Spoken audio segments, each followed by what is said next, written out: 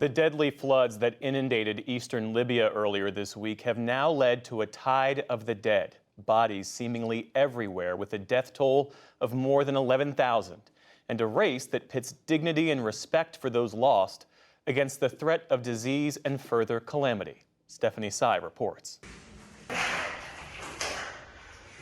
Saad Rajab's home in the city of Sousse is submerged in layers of mud and completely unlivable. It's not easy for a man to go through this. Only God knows what we are going through. Even the government did not help us. We are left out on the streets. But the streets of Derna, about 60 miles east of him, have sustained the most damage. Thousands are still believed to be missing, and as much as a quarter of the city has been washed away. For the fifth day straight, local and international rescue teams continue to search the rubble and wade through the waters. Libyan authorities today sealed off most of the city and said only rescue teams would be allowed to enter the worst-hit areas.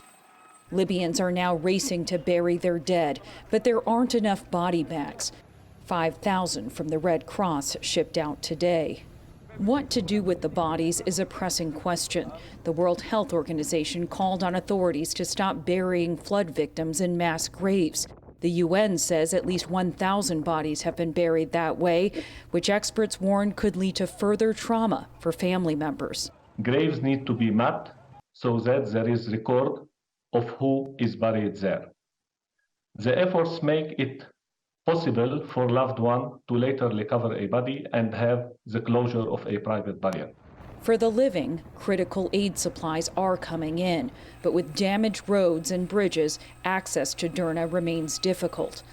Local authorities say a sea corridor could be established to deliver urgent relief. Martin Griffiths is the UN's top humanitarian official. Priority areas are shelter, food, key primary medical care because of the worry of cholera. But aid groups accuse the government of a lack of central oversight. Even before the disastrous flood, at least 300,000 Libyans were already in desperate need of aid. The UN has launched a $71.4 million appeal for the hundreds of thousands more now reeling from the floods. As appeals for help go out, prayers are lifted up. Hundreds of survivors filled a mosque still standing in Derna. Grieving, but not without faith.